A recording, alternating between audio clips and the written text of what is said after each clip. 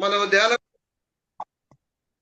ధ్యానం కొరకై కీర్తన గ్రంథము 119వ కీర్తన 50వ శరణాన్ని మనం చదువుకుందామండి. కీర్తన గ్రంథము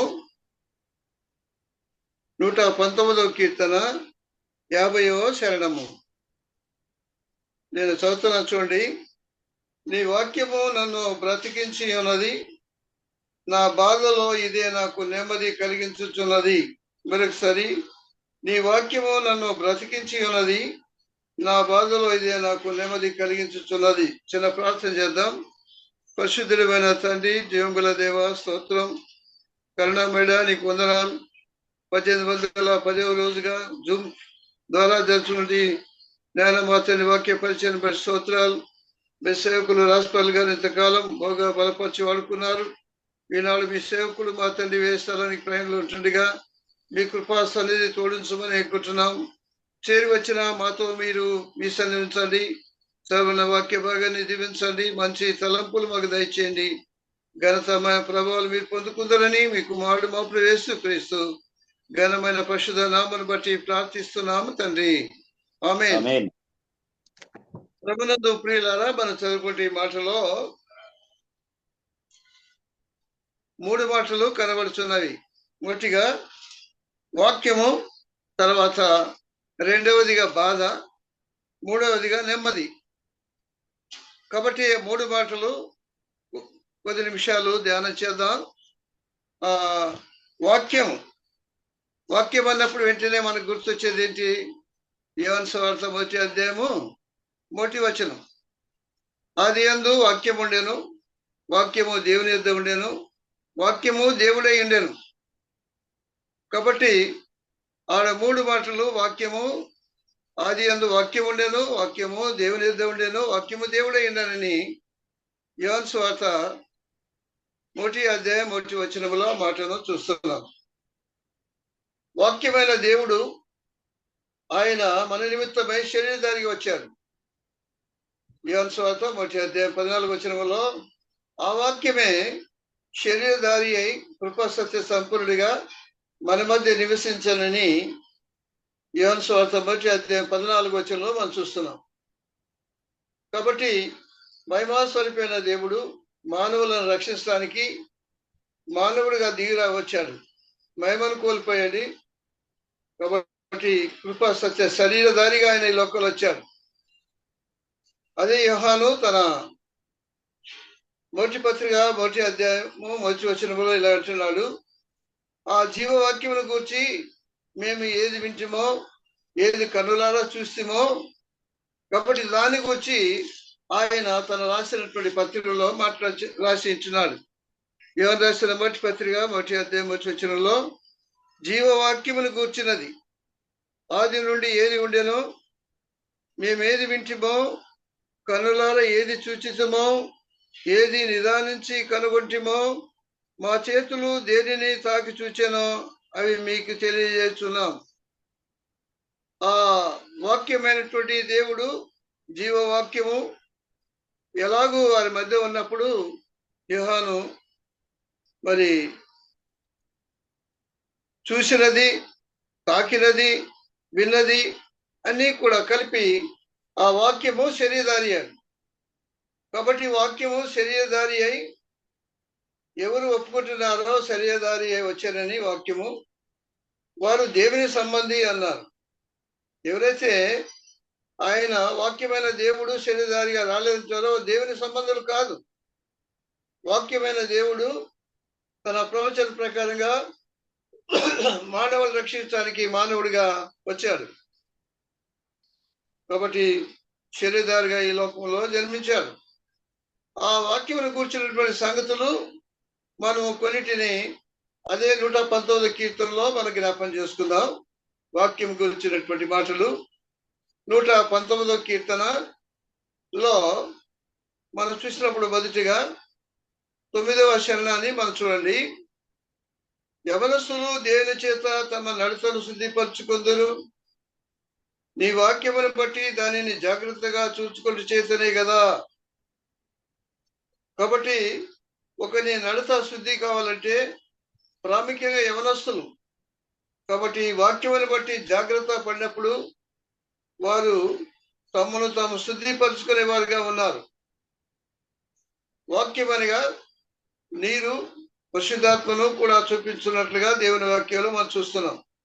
ప్రియులారా, అదే 119వ కీర్తనలో 11వ శరణం చూడండి. కిందటినే 11వ శరణం 119, 11. నీట నేను పాపము చేయకున్నట్లు నా హృదయంలో నీ వాక్యమును ఉంచుకొని ఉన్నాను. కాబట్టి హృదయంలో వాక్యం ఉన్నట్లయితే పాపము జోలికి వెళ్ళమని కాపాడుకుంటామని. కాబట్టి దేవుని యొక్క పాపము చేయకుండాట్లనే మాటను మనం చూస్తున్నాం.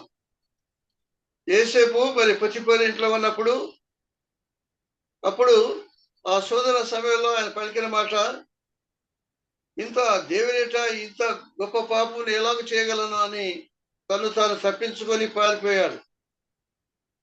కాబట్టి దేవుని మీద ఆధారపడినటువంటి యేసేపు తర్వాత భోగాప్తు దేశంలో హెచ్చింపబడినట్లుగా మనం చూస్తున్నాం.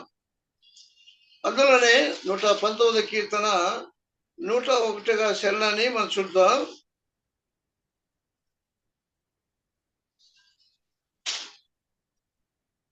నూట 119వ కీర్తన 101. నేను నీ వాక్యమును అనుసరించినట్లు దుష్ట మార్గములో నుండి నా పాదములు తొలగించుకున్నాను. కాబట్టి దుష్ట మార్గం నుండి పాదాలు తొలగించాలి.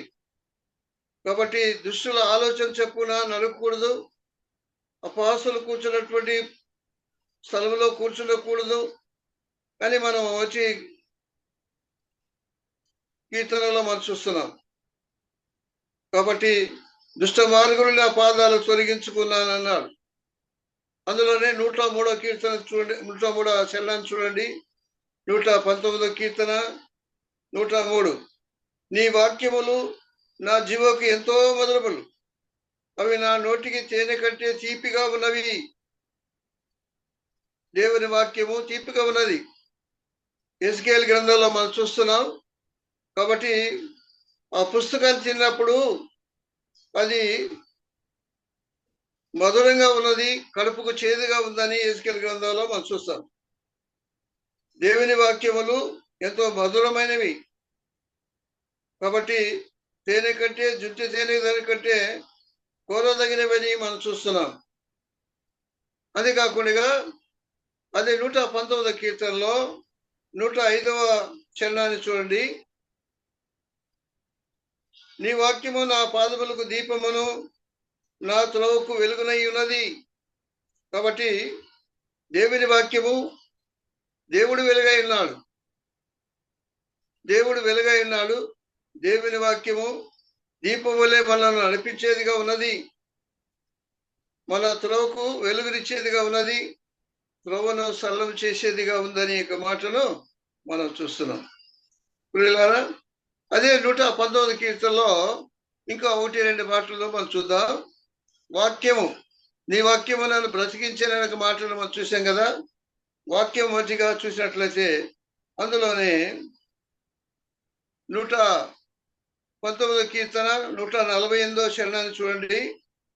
నీవిచ్చిన వాక్యమును నేను ధ్యానించుటకై నా కన్నులు రాత్రి జాములు కాక మునిపే తెరుచుకుంటుని.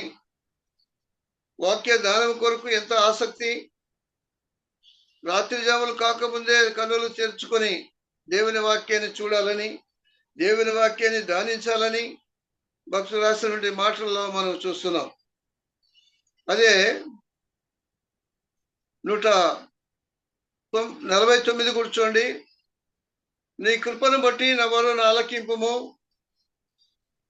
యెహోవా నీ వాక్య విధులను బట్టి నన్ను బ్రతికింపుము. కాబట్టి ఆయన కృపను బట్టి ఆయన మొర ఆలకించేవాడుగా ఉన్నాడు. అంతేకాకుండా నీ వాక్య విధులను బట్టి నన్ను బ్రతికింపు అన్నాడు. వాక్యములో వాగ్దానం చేసిన రీతిగా నన్ను బ్రతికించమని ఒక మాటను చూస్తున్నాం.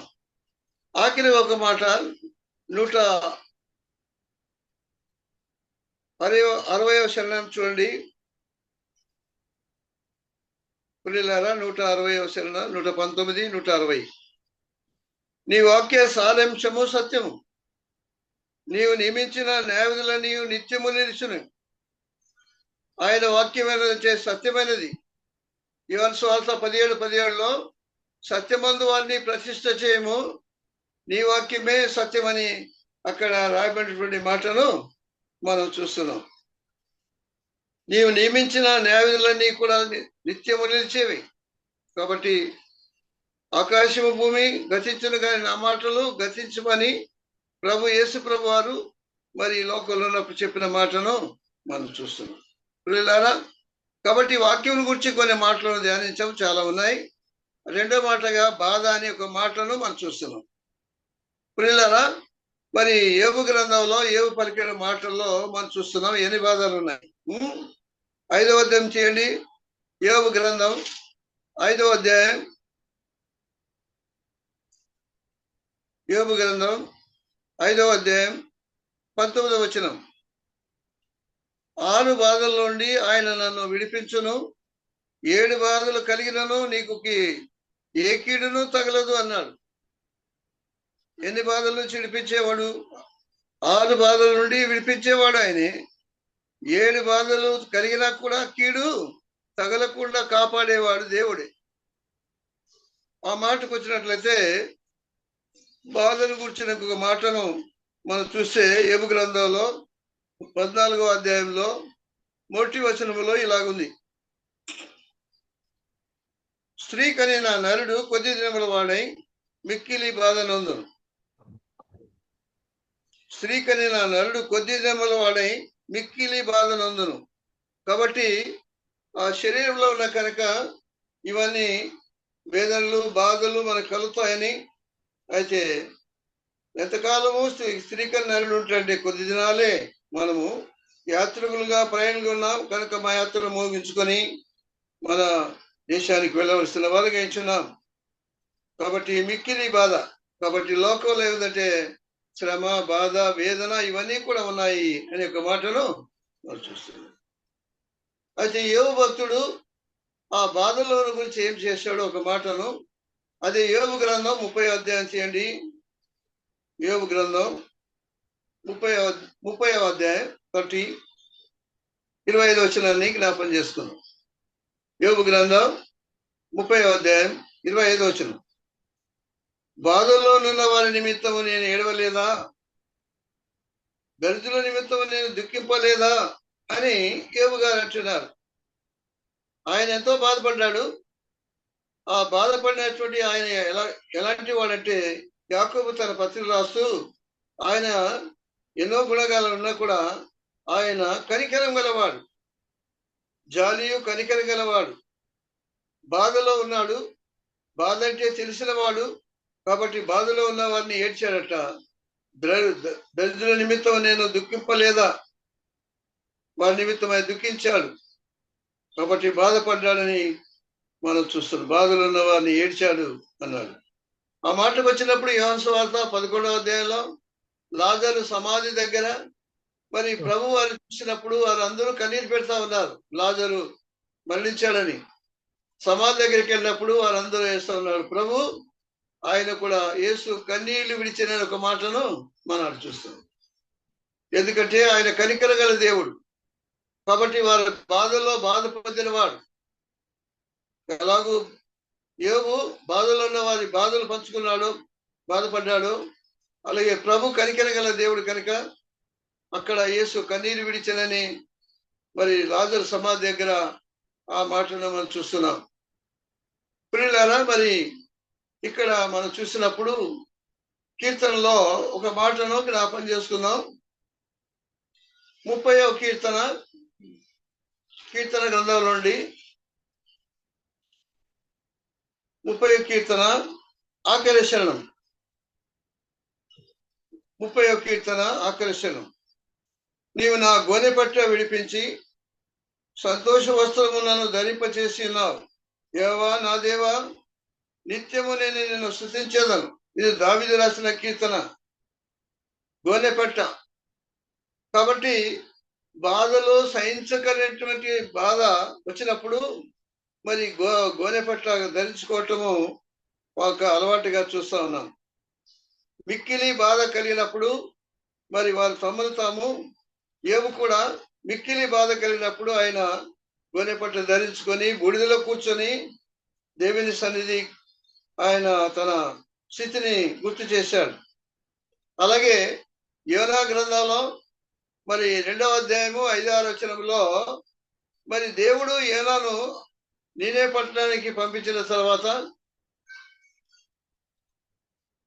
అక్కడికి వెళ్ళి ఆయన వాస్తవంగా 3 దినాలు ప్రకటన చేయాలి. అంత విశాలమైన 125,000 మంది కంటే ఎక్కువ పట్టణం కలిగినటువంటి పట్టణం. ఆయన ఒక్కరోజు మాత్రము యోనా ఆయన ప్రకటన చేశాడు. ఇంకా 40 దినాలకి దేవుడు నాశనాన్ని చేయబోతున్నాడు నేనే పట్టణం అన్నప్పుడు రాజు మొదలుకొని మరి పశువులు అందరూ కూడా ప్రతివారు గోనె పట్టను ధరించుకున్నారు, తమను తగ్గించుకున్నారు. వారు చేసే పాపములన్నీ కూడా విడిచిపెట్టి వారు మనసు మార్చుకున్నారు. అప్పుడు దేవుడు వారి ఇలా చేస్తున్నటువంటి మరి ఆ కార్యములు చేయక మానాడు. ఎందుకంటే వారు మనసు మార్చుకున్నారు కనుక. అప్పుడు యోనా అనుకున్నాడు, ఇలాగ నీవు కరుణ దయగలిగిన దేవుడు నీవు చేస్తానని చెప్పి చేయలేదని చెప్పినప్పుడు అప్పుడు సొర చెట్టును గురించి పాట నేర్పించాడు దేవుడు అని. ఒక సొర చెట్టు గురించే నీవు ఇంత బాధపడతావు. ఒక రోజులో పుట్టి ఒక రోజులో పెరిగిన ఆ సొర చెట్టును గురించి నీవు ఇంత బాధపడతావు. మరి 120,000 మంది కంటే విస్తారమైనటువంటి ఈ యొక్క పట్టణాల గురించి నేను బాధపడవద్దా అన్నాడు. కాబట్టి వారు మారు మనసు పొందారు అని మనం చూస్తున్నాం కదా. ప్రియులారా, మరి శ్రమల్లో బాధల్లో ఉన్న వారిని గురించి పేతురు తన పత్రికలో మాట్లాడంటే అగ్ని వంటి శ్రమలు మీకు కలుగుతామని మీరేం బాధపడకండి. అయితే దేవుని పవిత్రాత్మ పరిశుద్ధాత్మ మీ మీద నిలుస్తున్న కనుక కాబట్టి మీరు ధన్యులు. శ్రమల్లో ఇంకా ఏదో వింత జరుగుతుంది అనుకోదు, కానీ శ్రమల్లో బాధల్లో ప్రభు ఆత్మ మన మధ్య నిలుస్తుందని మనము చూస్తున్నాం. కాబట్టి మన ఉదాహరణకు మనం చూసినప్పుడు కడుపులో బాధ ఉన్నప్పుడు కాబట్టి ఎప్పుడు దేవుని ప్రభు అని ప్రభునికి ఆ బాధలో దగ్గరగా అవుతున్నాడు. కడుపు నీళ్ళు తిన్నవాడు గురకపెట్టి నిద్రపోతాడు. కడుపులో బాధ ఉన్నవాడు మరి దేవునికి దగ్గర అవుతాడు. ప్రభా నన్ను బాగు చేయు అని. ప్రియులారా, ఇలాగూ మరి కొన్ని మాటలు మనం చూసినట్లయితే బాధను గురించి ఇంకా కొన్ని మాటలు మనం చూద్దామండి. సామెతల గ్రంథం 14వ సామెతల 14వ అధ్యాయం. సామెతల గ్రంథం 14వ అధ్యాయం 31వ వచనాన్ని చూద్దామండి.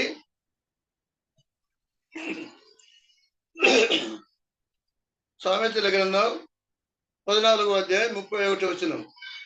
దరిద్రుని బాధించువాడు అని సృష్టికర్తను నిందించువాడు, బీదను కనికరించువాడు ఆయనను గనపరచువాడు. ఇక్కడ ఎవరు దేవుని సృష్టికర్తలను నిందించేవారుగా ఉన్నారంటే దరిద్రుని బాధించేవారు. ఎవరు దేవుని గనపరుస్తారంటే బీదలను కనికరించేవారు. బీదల పట్ల కనికరం కలిగిన వారిని అప్పుడు దేవుని గనపరిచిన వారిగా ఉంటారనే మాటను అక్కడ మనం చూస్తున్నాం. అదే సామెతల గ్రంథంలో 28వ అధ్యాయంలో ఇంకొక మాటను చూద్దాం. చూడండి, 28వ అధ్యాయము 3వ వచనం. సామెతల గ్రంథం 28వ అధ్యాయం 3వ వచనం. బీదలను బాధించు దరిద్రుడు ఆహార వస్తువులు ఉండని యొక్క కొట్టుకొని పోవంతో సమానుడిగా ఉంటాడని అక్కడ ఆ మాటను మనం చూస్తున్నాం. కాబట్టి బాధలు ఉన్నాయి లోకంలో, సుఖ దుఃఖాలు దేవుడు జతపరచాలని దేవుని వాక్యంలో మనం చూస్తున్నాం. ప్రసంగి గ్రంథంలో 4వ అధ్యాయంలో ఒక మాటను మనం జ్ఞాపం చేసుకుందాం అండి. ప్రసంగి గ్రంథం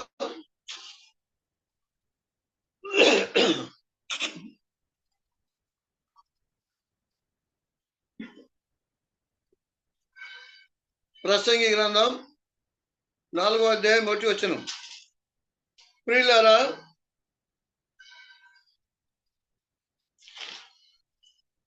ఒక్క నిమిషం ఆగండి. 4వ అధ్యాయం ప్రసంగి గ్రంథం 4వ అధ్యాయం 1వ వచనం. పిమ్మట సూర్యుని కింద జరుగు విధమైన అన్యాయ క్రియల గురించి నేను యోచించుదని బాధింపబడి వారు ఆదరించు దిక్కు లేక కన్నీళ్లు విడుచుదురు. వారిని బాధ పెట్టి వారు బలవంతులు గనక ఆదరించి వాడు ఎవడు లేడు. లోకంలో బలవంతులమైన వారు, ధనవంతులమైన వారు, బీదవారిని, బలహీనటువంటి వారిని ఎలాగో బాధ పెడుతున్నారో, వారికి ఆదరణ లేకుండా ఉన్నదో మనం చూస్తున్నాం. ఇది వాస్తవంగా మరి ప్రజల్లో జరిగే సంగతి అనే ఒక మాటను మనం చూస్తున్నాం.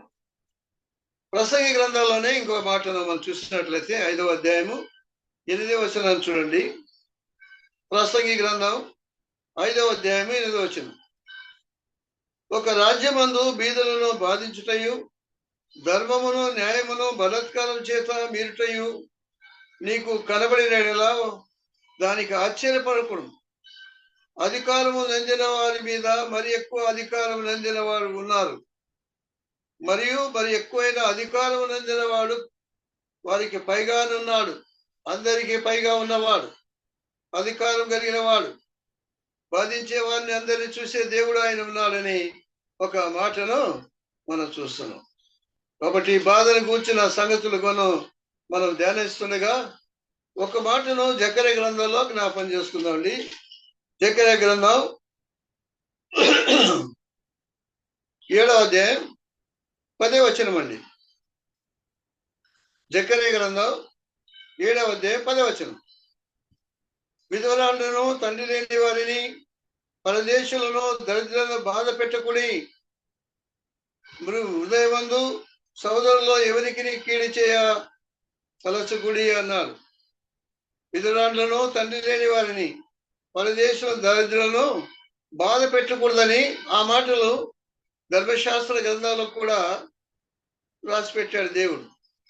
అలాగే నిర్గమకాండంలో మనం ప్రభువును చూసినప్పుడు ఓరేవకొండ దగ్గర ఆయన తన మందను మేపుతున్నప్పుడు మోషేకి ప్రత్యక్షమయ్యాడు. బర్నింగ్ బుష్, మండుచున్న పొదల నుండి దేవుడు మోషేతో మాట్లాడాడు. ఐగుప్తులో నా ప్రజలకు బాధను నిశ్చయంగా చూశాను, వారి పెట్టినట్టు మొరను విన్నాను, కాబట్టి నేను దిగి వచ్చాను వారిని నడిపించడానికి మోషే అని అప్పుడు మోషేతో మాట్లాడి దేవుడు మరి అక్కడ ఐగుప్తు దేశాన్ని పంపించి తన ప్రజలను నడిపించే సంగతి మనకు తెలుసు. మరి ఐగుప్తు దాస్యంలో ఉన్నారు కనుక మరి వారికి బాధలేంటో తెలుసు కనుక మరి నిర్గమకాండం 23వ అధ్యాయంలో కూడా పరదేశిని బాధించకూడదు, వారి మనసు ఎట్లుంటుందో మీరు బాగా అనుభవించారు కదా ఐగుప్తు దేశంలో అని వారికి జ్ఞాపం చేశాడు. అలాగే ద్వితీయోపదేశ కాండంలో కూడా మీ గ్రామంలో ఉన్న పరదేశులు కానీ దీన దరిద్రులు కానీ బాధ పెట్టకూడదని అక్కడ రాయబడిన మాటను మనం చూస్తాం. ఎస్కేల్ గ్రంథాల్లో కూడా కాబట్టి ఆ దరిద్రులను విసిగించకూడదని, పరదేశులు బాధించకూడదని మాటను ఎస్కేల్ గ్రంథంలో 22వ అధ్యాయంలో చూస్తున్నాం. ఒక హెచ్చరిక యాకోబు తన పత్రికలో రాశాడు. అయితే మీరు దరిద్రులు అవమానపరుస్తారు కానీ అయితే ధనవంతులే మిమ్మల్ని బాధ పెట్టేవారుగా ఉంటారనే మాటను మనం చూస్తున్నాం. 3వ మాటగా నెమ్మది. వాక్యాన్ని గురించి విన్నాం, బాధల గురించి కొన్ని మాటలు విన్నాం, తిరిగి 3వ మాటగా నెమ్మది అనే ఒక మాటను మనం చూస్తున్నాం. పిల్లలారా, మరి నెమ్మది అన్నప్పుడు వెంటనే మనకు ఆది కాండంలో గుర్తొచ్చే వ్యక్తి ఎవరంటే నోహు కదా. ఆ కాలంలో మరి భూమి శపించబడినప్పుడు వాటి నుండి ఆయన విడిపిస్తాడు, సమాధానం కలిగిస్తాడనే మాటను మనం చూస్తున్నాం. ఆది కాండము 25వ అధ్యాయము 28-29. లెమెకు 182 ఏళ్ళు బతికి ఒక కుమార్ని కని భూమిని యెహోవా శపించినందువలన కలిగిన మన చేతుల కష్టం విషయంలో, మన పని విషయంలోనూ ఇతడు మనకు నెమ్మది కలుగజేయనుకొని అతనికి నోహు అని పేరు పెట్టాను. నోహు అనగా నెమ్మది. ఈయన ద్వారా మనం నెమ్మది పొందుకుంటా మనక నామకరణం చేశారు నోహు అని. కాబట్టి దేవుడు తన ప్రజలకు నెమ్మది ఇచ్చేవాడుగా ఉన్నాడు. యెషయా గ్రంథం 22వ అధ్యాయం.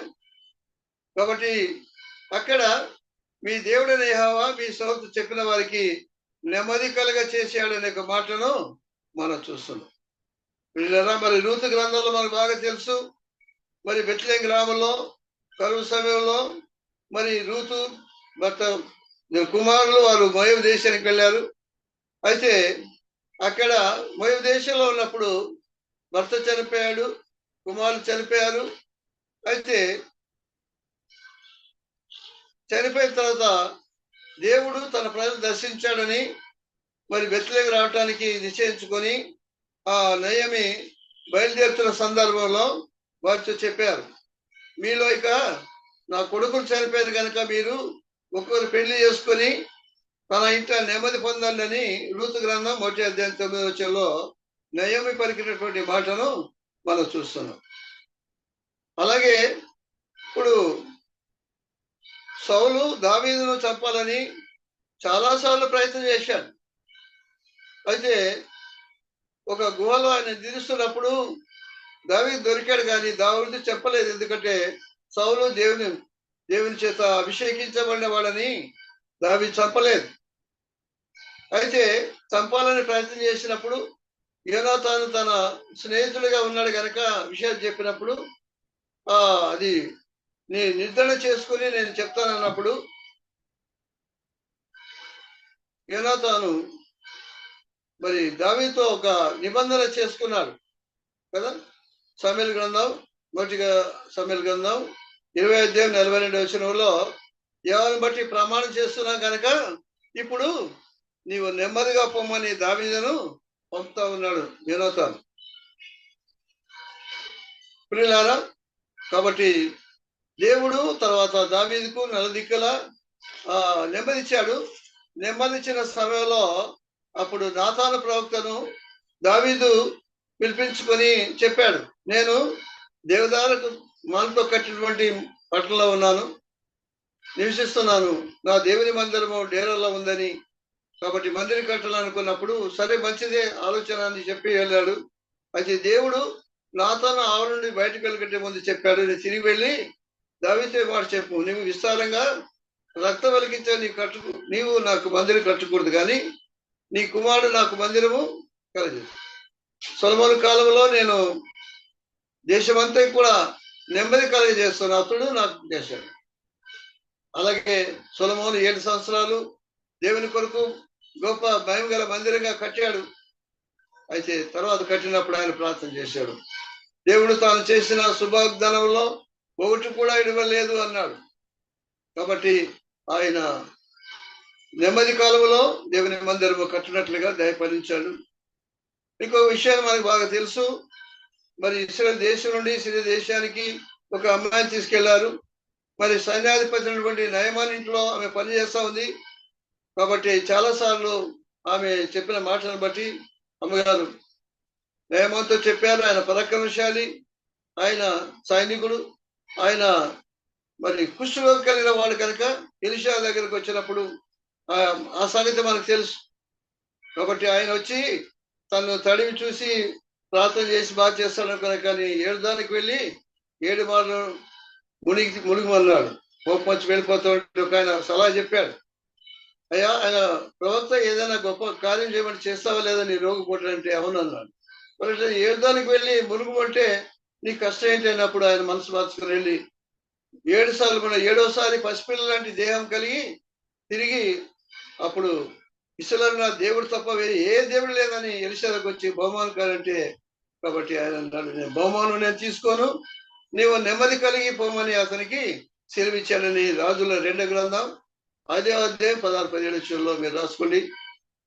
అలాగే ఎస్తేరు కాలంలో మొర్దెకైని యూదులందరినీ చంపాలని హామాను ఆయన ప్రయత్నం చేశాడు, ఉరికియా చేశాడు. కాబట్టి ఆ సమయంలో వారు ఎస్తేరు తన స్నేహితులతోటి అలాగే మొర్దెకై యూదులతో కలిసి సమాజంలో ఉపవాసంతో ప్రార్థన చేసినప్పుడు దేవుడు గొప్ప కార్యం చేశాడు. హామాను యూదులందరినీ చంపాలన్నప్పుడు తిరిగి అదే ఉరికొయ్య మీద హామాను కుటుంబస్తులందరూ కూడా చంపబడినట్లుగా మనం చూస్తున్నాం విస్తారంగా. సరే టైం అయిపోతుంది, ముగిస్తా ఉన్నాను. విస్తార ధనం ఉండే కంటే మరి నెమ్మదిగా ఉండే నెమ్మది లేకుండా విస్తారమైన ధనం ఉంటే ప్రయోజనం లేదన్నాడు. వీళ్ళారా మనం చూసినప్పుడు హిజ్కియా రాజైన హిజ్కియా అన్నాడు, మిక్కటమైన ఆయుషము నాకు నెమ్మది కలుగుటకు ఆదాయం ఉందని. లూకాసు వార్తలో ధనవంతుడు లాజరు గురించిన మాటలు మనం చూస్తున్నాం కదా. తండ్రి అయిన అబ్రాహ్మ లాజరును పంపు అన్నాడు యాతన స్థలం నుండి. అయితే అప్పుడు ప్రియుడా, నీవు భూలోకంలో సుఖించావు, సంతోషించావు, ఇప్పుడు లాజరు ఇక్కడ నెమ్మది పొందుతున్నాడు అన్నాడు. అలాగూ ప్రియులారా, మరి మరి అనేక సంగతులు మరి ఉన్నాయి, కానీ సమయం అయిపోయింది కనుక ముగిస్తా ఉన్నాను. మన ప్రభు అక్కడ ఎలా ఉందంటే శిశం రాసిన పత్రిక మొదటి పత్రిక 5వ అధ్యాయం 1-3లో మనం చూస్తున్నాం. లోకలు నెమ్మదిగా ఉందని భయం ఏమి లేదని చెప్పుకున్నప్పుడు దేవుని యొక్క రాకడ జరుగుతుంది అన్నాడు. ప్రాముఖ్యమైన మాట పౌలు తిమోతికి రాసినటువంటి మొదటి పత్రిక 2వ అధ్యాయంలో ఆ మాట రాశాడు. మనం సంపూర్ణ భక్తి మానవత కలిగి జీవించాలంటే ప్రాముఖ్యంగా మనుషులందరి కొరకు, రాజుల కొరకు, అధికారుల కొరకు ప్రార్థన చేయాలి. సామాన్యంగా ఏం చేస్తామంటే మన కొరకు ప్రార్థన చేస్తాం, తర్వాత కొంతమంది ఇతరులకు చేస్తాం. కానీ అయితే మనుషులందరి కొరకు ప్రార్థన చేయాలి, అధికారులందరూ కొరకు. మనము సుఖంగా నెమ్మదిగా ఉండాలంటే దేవుని వాక్యం చెప్తున్నది, మనము మనుషులందరూ ప్రార్థన చేయాలి. అప్పుడు మనకు నెమ్మది కలుగుతుందన్న ఒక మాటలో మనసు. నీ వాక్యమే నన్ను బ్రతికించేది. కాబట్టి వాక్యమైన దేవుడే మనల్ని బ్రతికించేవాడు, మరణ పాపం నుండి శాపం నుండి విడిపించేవాడు ఆయన.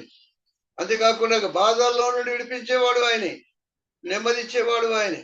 కాబట్టి ప్రభునందు ప్రియులారా, ఇలాగ 3 మాటలు మనం ధ్యానించాము. 10 మాటలు ప్రభు మన కొరకై దీవించును గాక. ఆమేన్.